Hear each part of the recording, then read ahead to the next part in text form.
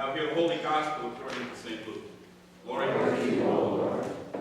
Some of the disciples were talking about the temple complex. They noted that it was built with fine stones and decorated with beautiful gifts. So Jesus said about these buildings that you see, the time will come when not one of these stones will be left on top of another. Each one will be torn down. The disciples asked him, "Teacher, when will this happen? What will be the sign when all this will occur?" And Jesus said, "Be careful that you are not deceived. Many will come using my name. They will say, 'I am he,' and 'the time is near.' Don't follow them. When you hear of wars and revolutions, don't be terrified. These things must happen first, but the end will not come immediately." Then Jesus continued, "Nation will fight against nation and kingdom against kingdom. There will be terrible earthquakes, famines, and dreadful diseases in various places. Terrifying sights and miraculous signs will come from the sky. Before all these things happen, people will arrest and persecute you. They will hand you over to their synagogues and put you into their prisons. They will drag you in front of kings and governors because of my name. It will be your opportunity to testify to them. So make up your minds not to worry beforehand how you will defend yourselves.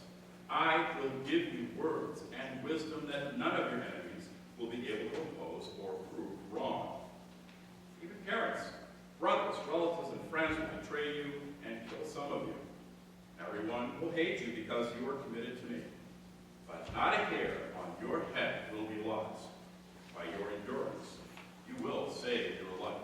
This is the gospel of our Lord, and together we say this morning, "Praise to you, Christ." Please be seated. Can I have my friends come up?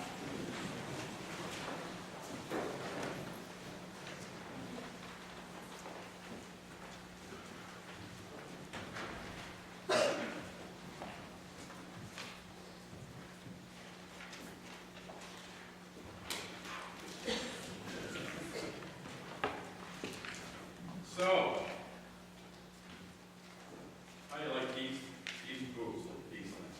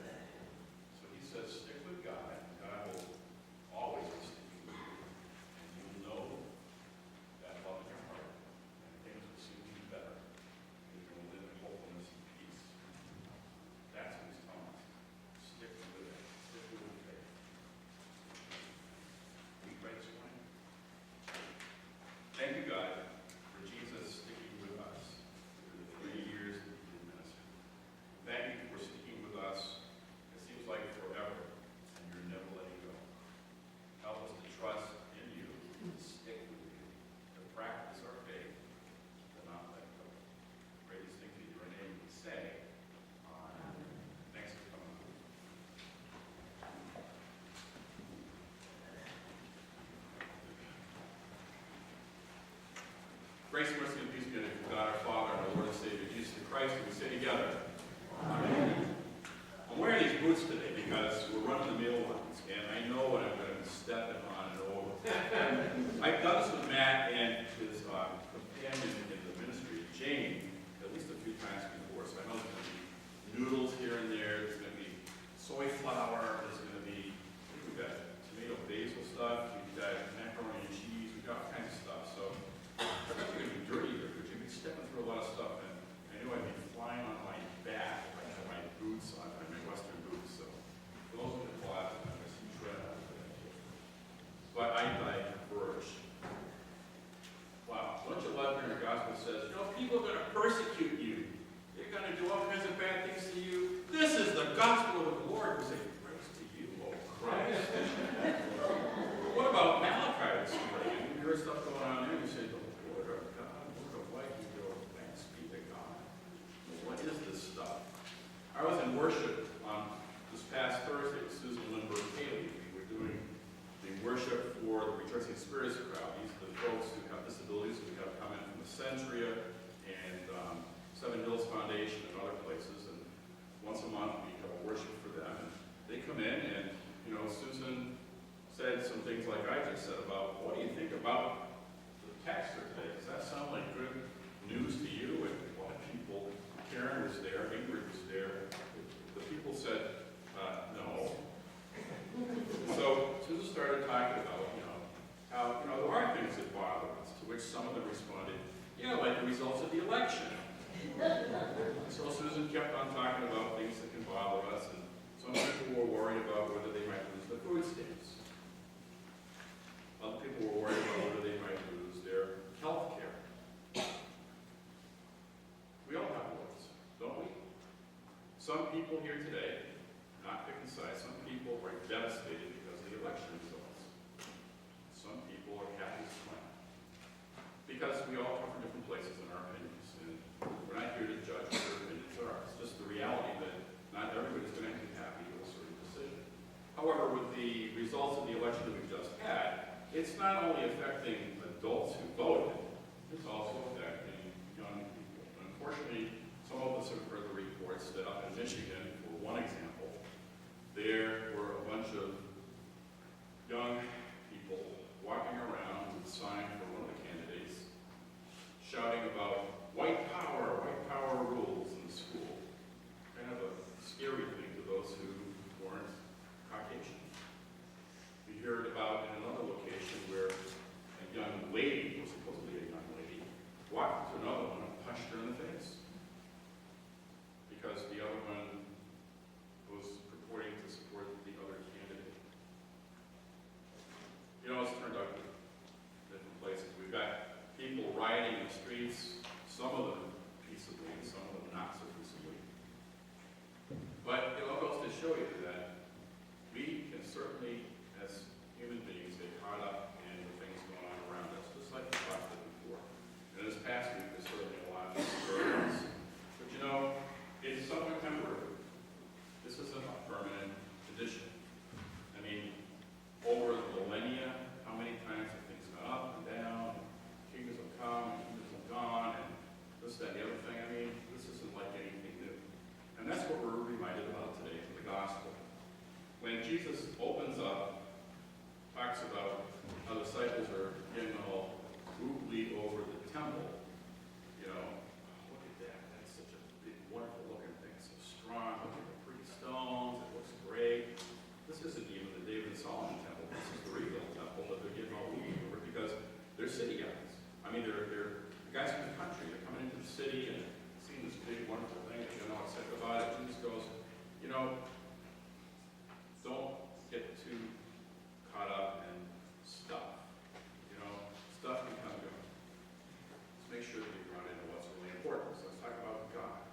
Then he goes on to talk about all these things that could happen. You know, people could give you a hard time because of what you believe.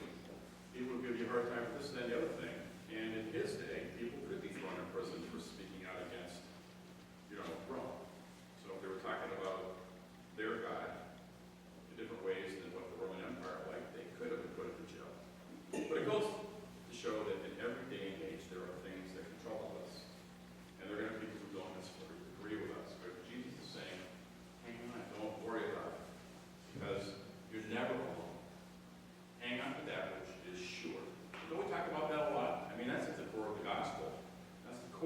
Bible. Go back to Malachi. Malachi has come back after the exile. And so the temple's been a little bit rebuilt. It doesn't look as good as it does when Jesus' disciples are looking at it today. But it's been thrown back together again somewhat. And the priesthood that's come back isn't really getting it together well. So I mean, the temple sacrifices are going on, they're celebrating feasts and stuff like that, but there's some shenanigans going on in the priesthood. And so people are upset because not everything's too hot. The word that's coming from him is, all this will pass. Don't worry about it. And it's echoed again in the psalm. In our psalm today, don't worry, hang on. And Wisconsin said, if we changed our banner and flew it today, and I wanted to go with what they're talking about, I could have labeled today's worship service End Times. Wouldn't that be wonderful? Let's put it on the bulletin board, on the marquee. Tubman, worship the end times today. Wow, that's like so depressing. Wow. But, people get caught up in that way of thinking. But we worship the risen Christ, who is moving forward in time with us. Christ did not go to that cross for nothing. Christ went to that cross to save us from ourselves. Jesus' message reminds us that in the vertical, God is with us all the time to meet us in the horizontal. Think of the cross that way. Jesus is always here. God has never left us. God spoke through Malachi, then the ultimate fulfillment through Christ. God is with us because in our lives,